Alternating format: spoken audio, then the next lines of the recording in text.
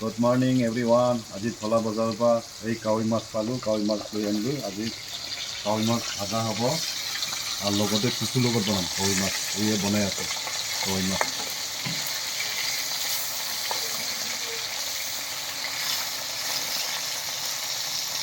গৰম হৈ গ'ল, পিঁয়াজ দিলোঁ তাৰ লগতে কচুটো দিলোঁ। কচুটো ভাজি ল'ম আগতে, ভাজি পেলাই সিজাই ল'ম।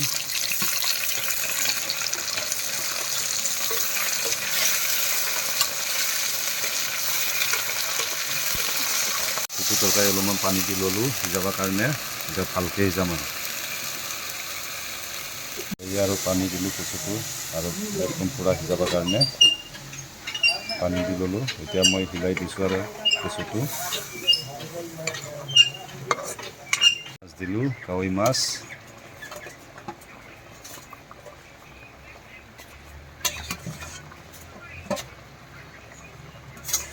দি পেলাই অলপ হিলাই দিলোঁ তৰকাৰীটো।